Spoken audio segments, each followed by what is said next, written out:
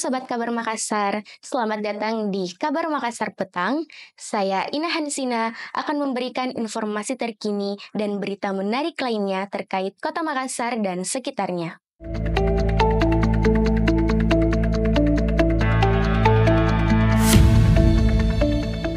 KPU Makassar serahkan nama PAW Ruslan.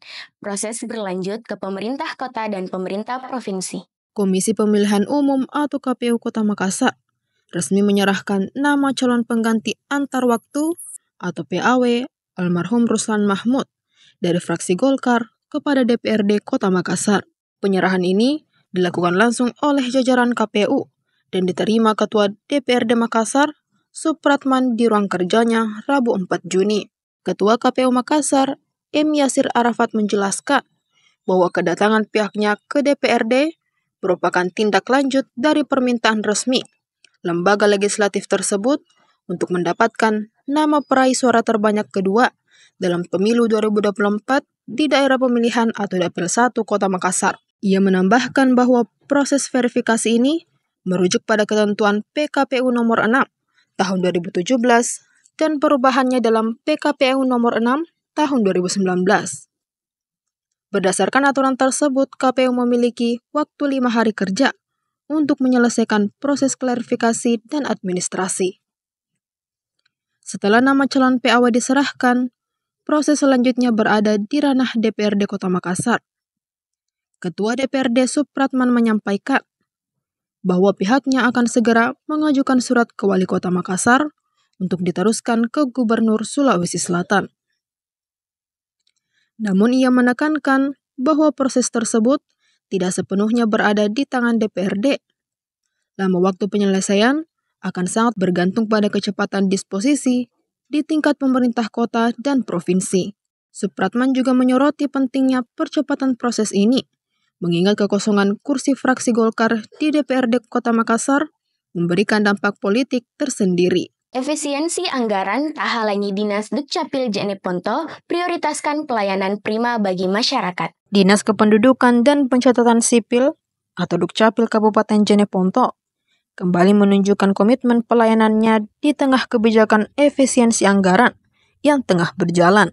Komitmen tersebut ditunjukkan Dinas Dukcapil Jeneponto dalam proses pelayanan administrasi kependudukan yang optimal tak terkecuali bagi warga berkebutuhan khusus. Hal ini dibuktikan saat salah satu pasien bernama Sohora datang ke Dinas Dukcapil dalam kondisi lemah dengan menggunakan mobil ambulans. Melihat kondisi yang tengah dialami perempuan berusia 85 tahun itu, Dinas Dukcapil Jeneponto langsung sigap memberikan pelayanan prima dan inklusif. Berkat pelayanan dan kemudahan yang diberikan, Sucianti, mewakili Sohora sebagai keluarganya, menyampaikan apresiasi kepada Dinas Dukcapil Jeneponto karena telah memberikan pelayanan optimal tanpa mengecualikan warga lainnya yang sedang mengantri. Dikonfirmasi terpisah, Kadis Dukcapil Jeneponto, Mustaufik menyebutkan bahwa pihaknya telah menyelesaikan seluruh proses layanan terhadap warga lansia bernama Sohora, mulai perekaman hingga tahapan administrasi lainnya diselesaikan tanpa kendala. Ia juga menyampaikan permohonan maaf kepada masyarakat karena layanan perekaman mobile elektronik untuk sementara waktu belum dapat dioperasikan, menyusul adanya pembatasan perangkap Jarkomdat dari pusat. Meski begitu, Dinas Dukcapil tetap berkomitmen memberikan pelayanan terbaik kepada seluruh masyarakat Bumi Turatea, terlebih bagi warga yang memiliki kebutuhan khusus. Langkah responsif yang ditunjukkan oleh Dinas Dukcapil Jeneponto ini kembali menegaskan jika pelayanan publik yang inklusif dan empatik tetap menjadi prioritas utama, sekalipun kondisinya kurang memungkinkan di tengah keterbatasan teknis maupun kebijakan efisiensi yang sedang berlangsung. Kendati demikian, pihaknya memastikan bahwa pelayanan bagi warga lansia, sakit, dan berkebutuhan khusus lainnya tetap berjalan optimal. Diduga langgar PBG, DPRD soroti rumah kos 7 lantai di Makassar. Pembangunan rumah kos 7 lantai di Jalan Bulu Saraung, Kota Makassar, menjadi sorotan tajam DPRD setelah ditemukan bahwa proses persetujuan bangunan gedung masih berjalan meski konstruksi fisik telah berdiri. Isu ini memunculkan dugaan kelonggaran dalam sistem pengawasan dan pengkajian bangunan oleh pihak berwenang.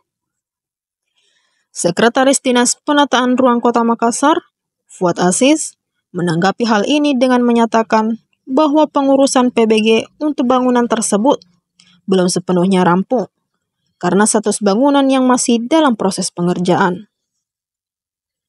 Fuad menjelaskan bangunan yang dimaksud masih berada dalam tahap peninjauan teknis oleh tim profesi ahli atau TPA yang telah melakukan konsultasi dan sidak sebanyak 3 hingga 5 kali.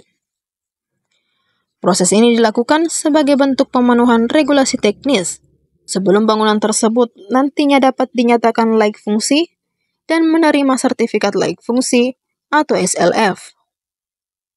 Namun demikian, yang menjadi sorotan adalah fakta bahwa PBG telah diterbitkan oleh Dinas Penanaman Modal dan Pelayanan Terpadu Satu Pintu, meski bangunan belum rampung. Kondisi ini menimbulkan pertanyaan dari publik dan legislatif mengenai keabsahan proses penerbitan izin serta potensi pelanggaran prosedur. Ia menambahkan Dinas Penataan Ruang siap kembali duduk bersama DPRD dalam rapat dengar pendapat atau RDP untuk menindaklanjuti perkembangan bangunan tersebut setelah proses pembangunan selesai dan SLF bisa diterbitkan. Sebelumnya, anggota Komisi C DPRD Makassar, Fasruddin Rusli, menegaskan bahwa struktur bangunan tersebut tidak layak dan berpotensi membahayakan keselamatan warga di sekitarnya.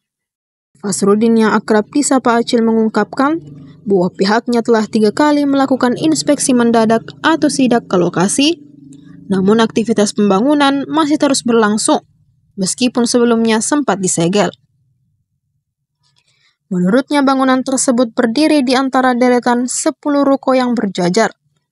Salah satu bangunan justru mengalami penambahan ekstrim menjadi 7 lantai, tanpa perhitungan teknis yang sesuai standar. Hal itu membuat dirinya mempertanyakan kredibilitas konsultan perencana maupun pelaksana teknis bangunan tersebut. Kekhawatiran tak hanya datang dari sisi teknis, tetapi juga dari masyarakat sekitar. Acil menyebut beberapa warga yang tinggal dekat lokasi mengaku terganggu dan merasa terancam dengan keberadaan bangunan tersebut. Pasar Sentral Takalar ramai jelang Lebaran Kurban. Pedagang ayam raup rezeki. Berita hari ini sekaligus menutup perjumpaan kita pada hari ini. Saya Ina Hansina dan seluruh kru yang bertugas pada hari ini pamit undur diri. Menjelang Hari Raya Idul Adha Jumat 6 Juni, ribuan warga memadati Pasar Sentral Takalar yang terletak di bilangan Jalan Jenderal Sudirman, Kelurahan Kalabirang, Kecamatan Patalasang, Kabupaten Takalar, Sulawesi Selatan pada Kamis 5 Juni. Berdasarkan pantauan tim Kabar Makassar, sekitar pukul 8.00 WITA, warga terlihat antusias berbelanja kebutuhan pokok, perlengkapan memasak, serta mencari hewan sembelihan, seperti ayam kampung dan bebek, untuk diolah menjadi hidangan khas seperti opor ayam pada hari raya. Pedagang ayam kampung asal Mangadu, Sudir Daeng Tombong mengaku sudah tiba di pasar sejak pukul 6 pagi untuk menjajakan dagangannya. Sudir yang telah berjualan ayam kampung selama lebih dari 30 tahun, mengaku tetap bersyukur meskipun keuntungan yang diperoleh tak selalu besar. Sementara itu, Ali Daeng Siat, 65 tahun, pedagang lansia asal Takalar, juga turut berjualan ayam kampung hidup di pasar. Ia mengatakan tetap semangat mencari nafkah demi istri dan anak meski telah memasuki usia lanjut. Dari pantauan harga, sejumlah kebutuhan pokok di pasar tradisional Takalar masih tergolong stabil. Hal ini diduga berkat langkah sigap Bupati Takalar, Firdaus Manye, yang sebelumnya telah melakukan inspeksi mendadak atau sidak terkait harga ke pasar-pasar untuk memastikan tidak terjadi lonjakan menjelang hari besar keagamaan.